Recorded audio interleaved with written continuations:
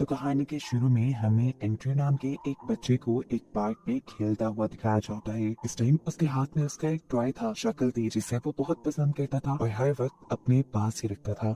इसी time Andrew की मोम जो उसके पास खड़ी हुई थी, उनको एक कॉल आई। कॉल के दूसरी तरफ आदमी उन्हें हैरास करने की कोशिश कर रहा था, उन्हें तंग कर रहा था और इस सब में वो इतना मगन हो गई कि उन्हें पता ही नहीं चला एंड्रयू उन्हें कब से बुलाता रहा। एंड्रयू को असल में जंगल के अंदर शक्ल दिख रहा था जो उसे अपने पास बुला रहा था। कॉल बंद होने के बाद एंड्रयू की मॉम ने जैसे ही पीछे मुड़कर देखा तो एंड्रयू वहाँ नहीं था। वो घबरा गई। उसे यहाँ से चाहता उसकी नेबर एमिली और उसकी मॉम एना ने भी देखा था। एंड्रयू जंगल के अंदर मिस्टर चकलदीप की बुलाने पर गया था, लेकिन जंगल के अंदर उसे मिस्टर चकलदीप नहीं नजर आ रही थी। एकदम से दोबारा उसे मिस्टर चकलदीप की झलक नजर आई, जिसके पीछे वो भागा और एकदम से पीछे से किसी ने उसके ऊपर हमला कर दिया। सीन कट होता है और हमें पता चलता है कि रात होने पर अब पुलिस भी एंड्रयू को जंगल में ढूंढ रही है और पुलिस के साथ एंड्रयू के डैड भी हैं, जो कि पुलिस ऑफिसर ही हैं। जंगल में बहुत ज्यादा ढूंढने पर उन्हें पहले एंड्रयू का टॉय मिलता है और उसके बाद थोड़ी ही दूरी पर उन्हें एंड्रयू भी मिला, जो कि अब मर चुका था।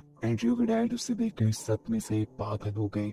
उन्होंने अपने ऊपर से कंट्रोल खो दिया था। उनको बाकी ऑफिसर्स ने यहाँ संभाला। अगले दिन भी एंड्रयू के केस पे इन्वेस्टिगेशन चल रही थी। पुलिस का मानना था कि एंड्रयू को जानवरों ने मारा है, क्योंकि उसके जिस्म पे जानवर के हमले का निशान था। लेकिन ये भी मुमकिन था कि एंड्रयू का किसी ने मर्डर किया हो। इसी सिलसिले में इस केस को हैंड ओवर करने के लिए 2 FBI एजेंट आ जाते हैं। सीनियर ऑफिसर्स FBI एजेंट से कहते हैं कि आप लोग अपना टाइम ही वेस्ट करिए इस केस में। देखिए, साफ साफ ये बच्चा जानवर के हमले से मरा है। लेकिन फिर FBI एजेंट ने उनकी बात काटते हुए बताया कि एंड्रयू की गर्दन की हड्डी टूटी हुई है, जिसका मतलब है उसकी गर्दन को मोड़ कर मारा गया है और जो उसके जिस्म पे जानवर के काटने के निशान हैं, वो उसके मरने के बाद के हैं। ये सुनकर पुलिस ऑफिसर कहते हैं, आप लोगों ने बस अपने दिमाग में एक कहानी बना लिया है। तो जवाब में दूसरे FBI एजेंट उन्हें जवाब देते हैं, ये कहानी नहीं है। चलिए, एक डॉक्टर है, वो जो कह रही है गलत नहीं कह रही है। जो थ्योरी वो आपको बता रही है, ये एंड्रयू की बॉडी का पोस्टमार्टम करने के बाद ही बनाई गई है। अब FBI एजेंट्स के लिए पुलिस ऑफिसर्स को गाइड करती है कि उन्होंने किलर को कैसे ढूंढना है। जिस तरह से एंड्रयू की गर्दन को मोड़कर उसे मारा गया था, ये जरूर एक जवान और ताकतवर इंसान का काम था, जिन्हें की किलर की एज 19 से 42 साल तक हो सकती थी और ये काम वही कर सकता था जो एक प्रोफेशनल किलर हो या जिसके पहले कोई क्राइम रिकॉर्ड हो, और वो जो एंड्रयू की फैमिली को जानता भी हो और साथ ही साथ एंड्रयू की पार्क में आने की टाइमिंग भी जानता हो। पुलिस ऑफिसर्स उनकी सारी बातें सुनकर यहाँ से चले जाते हैं। जिसके बाद ये दोनों FBI एजेंट आपस में बातें कहते हैं। एजेंट मोल्डर्स कली को बताता है कि मुझे लग रहा है कि ये किसी इंसान का काम नहीं हो सकता है, कि ये किसी स्पिरिट का या किसी और चीज का काम हो। चलिए, इसकी बात को गौर से सुनती है। वो बताता है कि 16th सेंचुरी में एक औरत थी यहाँ पर, जिसने कुछ जादू, कुछ रिचुअल्स की हेल्प से यहाँ हैरी यानी जहन्नुम का दरवाजा खोला था और माना जाता है कि उसके डेविल के साथ रिलेशंस भी थे। हो सकता है कि ये केस उसी केस की एक कड़ी हो। ये सब सुनकर स्कली कहती है, ओ कम ऑन, ये तो किसी किताब की कहानी लग रही है। क्या हम केस पे फोकस कर सकते हैं? लेकिन मोल्डर यहाँ स्कली से कहता है, जो काटने का निशान एंड्रयू की बॉडी पर था,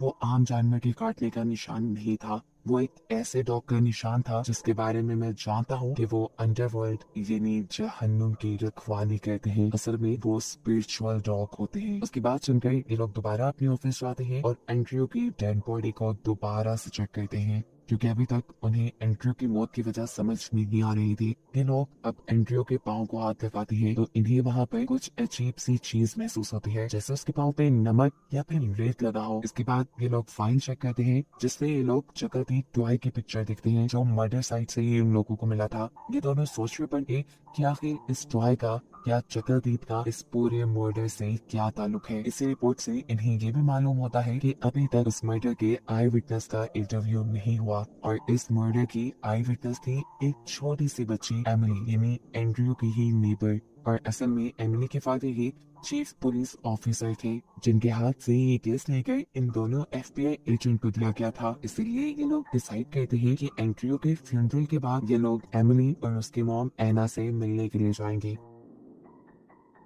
जहाँ दिखाया जाता है कि चर्च में एंड्रयू के फ्यूनरल पर अभी तक एंड्रयू की डेड बॉडी नहीं आई थी और इसी वजह से एंड्रयू के डैड काफी परेशान थे। वो दूसरी पुलिस ऑफिसर से पूछते हैं कि अभी तक FBI एजेंट एंड्रयू की डेड बॉडी को रिलीज क्यों नहीं कर रहे। तब वो ऑफिसर उसे बताता है कि FBI एजेंट्स को लग रहा है कि एंड्रयू का मर्डर हुआ है। खैर सीन के टुकड़े कहा जाता है कि एजेंट मुल्डर एमिली के घर पर थे, एंड्रयू के नेबर के घर पर। वो छोटी सी बच्ची उनके सवालों के ज्यादा अच्छे से जवाब नहीं दे पा रही थी और ऐसे उनकी इन्वेस्टिगेशन आगे बढ़ भी नहीं रही थी। एमिली अभी तक सिर्फ उन्हें यही बता पाई थी कि उसने सिर्फ एंड्रयू को जंगल के अंदर जाते हुए देखा था। ये कहने के बाद वो तो अपने टीवी शो के अंदर मगन हो जाती है। लेकिन यहाँ पर एमिली की मॉम यानी एना मुल्डर से डिस्कस करती है कि उन्होंने भी एंड्रयू को एकदम से जंगल के अंदर गायब होते देखा था। और ये देखते ही वो बहुत ज्यादा डर गई और अभी तक डरी हुई है क्योंकि ऐसा कभी भी उनकी बेटी के साथ भी हो सकता है।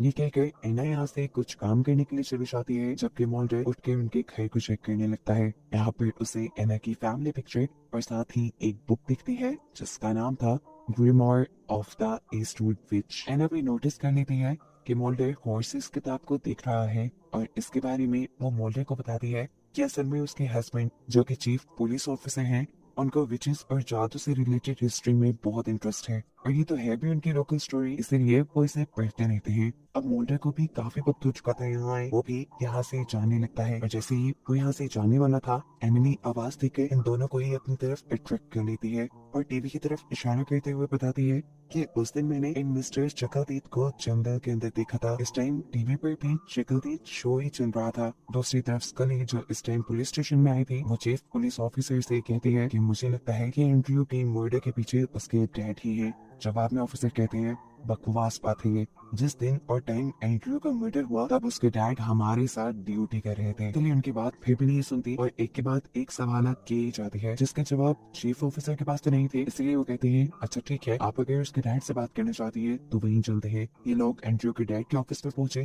तो इन्हें पता चला कि एंड्रयू के डैड एक क्रिमिनल को पकड़ने के लिए निकले हैं। उसके पीछे जाने से पहले स्कली उसका कंप्यूटर चेक करती है, जहाँ से स्कली को मालूम हुआ कि एंड्रयू के डैड अपने इलाके के किसी सेक्स ऑफेंडर को ढूंढ रहे हैं जो लड़कियों को हेरास करके ब्लैकमेल करता हो।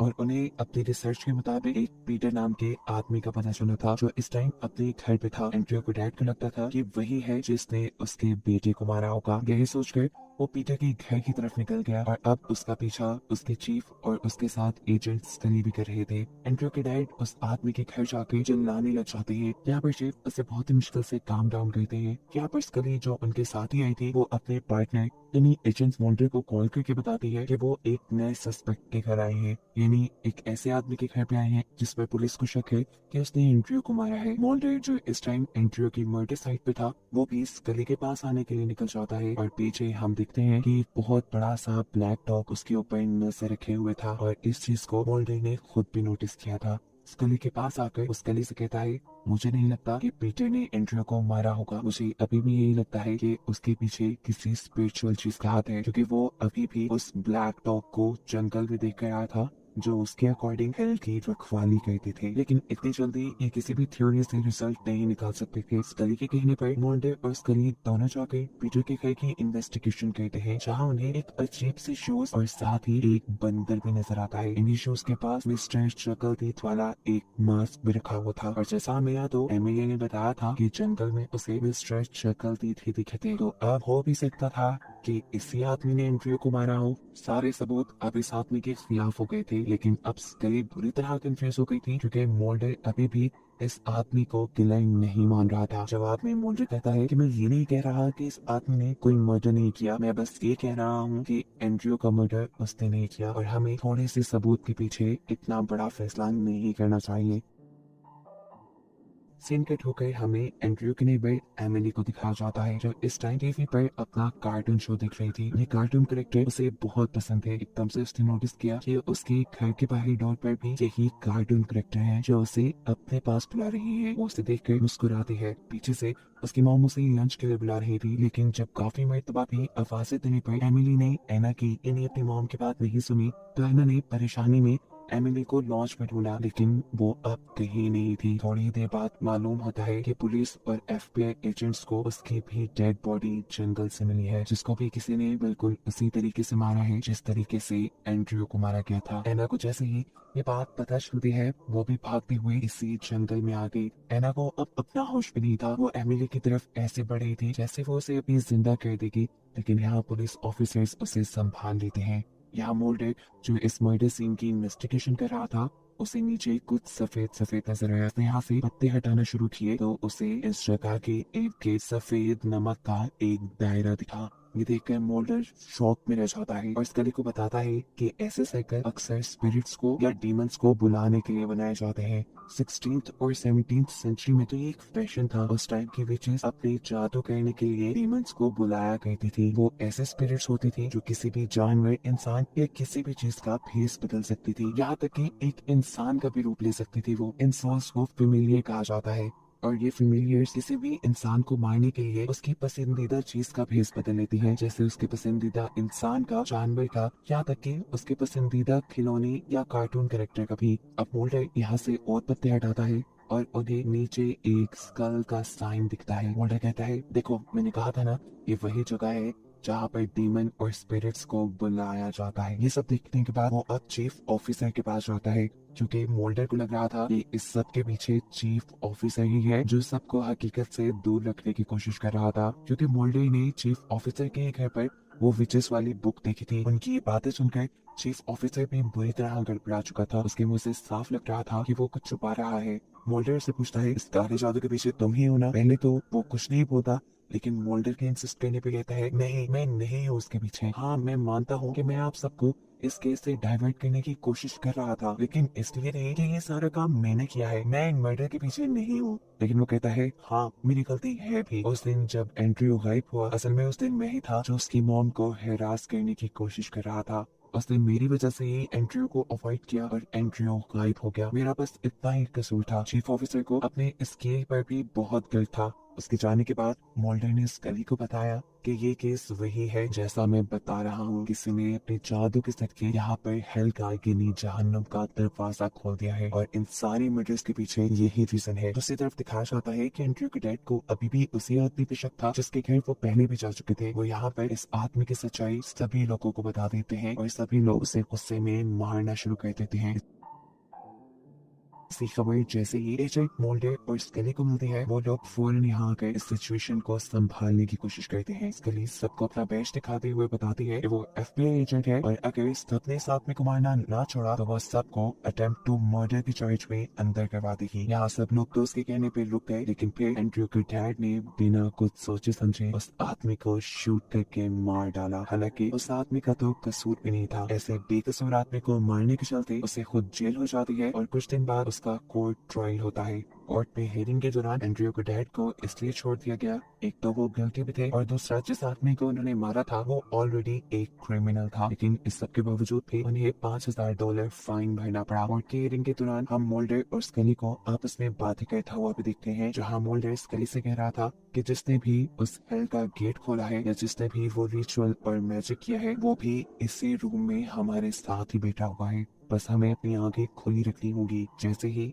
अब ये दोनों एजेंट कोर्ट से बाहर निकलते हैं तो बाहर पहले से ही एक पुलिस ऑफिसर उनका इंतजार कर रहा था, जो इन्हें बताता है कि ना तो एंड्रयू के मर्डर के पीछे उसके डैड का हाथ है, क्योंकि उस दिन वो ड्यूटी पे थे और एंड्रयू से कुछ 40 किलोमीटर दूरी पे थे, और ना ही इसके पीछे उस आदमी का हाथ है जिससे एंड्रयू के डैड ने मार दिया।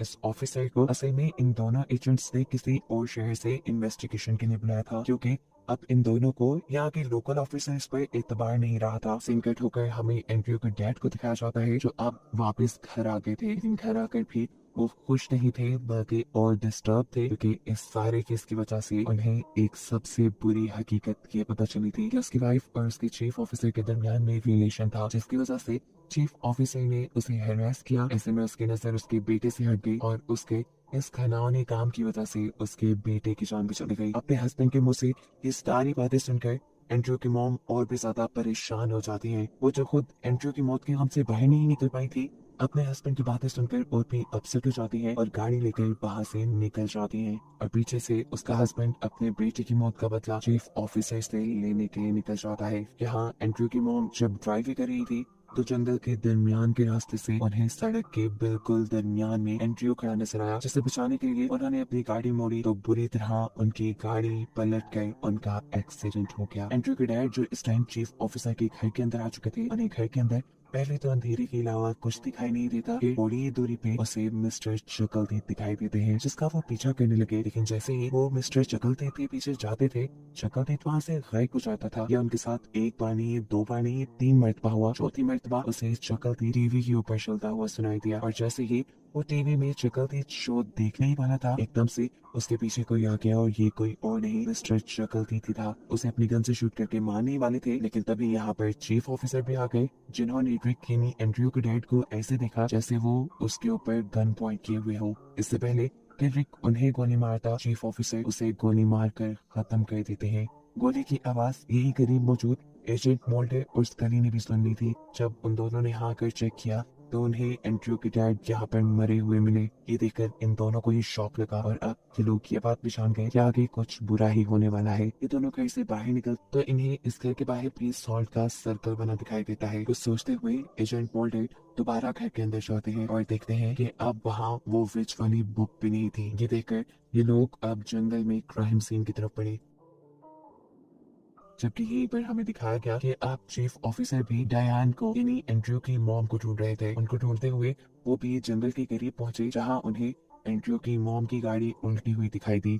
लेकिन हैरानी की बात तो ये थी कि एंड्रयू की मॉम सही सलामत जंगल में खड़ी हुई थी और उन्हें अपनी तरफ बुला रही थी और एंड्रयू की मॉम एकदम से जंगल के अंदर गायब हो जाती है। वो भी उन्हें ढूंढने के लिए जंगल के अंदर चले गए। एंड्रयू की मॉम को ढूंढने में वो इतने मगन हुए कि उन्होंने जंगल के करीब पड़ी हुई एंड्रयू की मॉम की लाश भी नहीं देखी। इन्हें साफ मतलब था कि एंड्रयू की मॉम मर चुकी थी और अब जो उन्हें नजर आ रहा था वो उनकी या तो हेलुसिनेशंस थी या फिर ये कोई एंड्रयू की मॉम की शक्ल में स्पिरिट थी।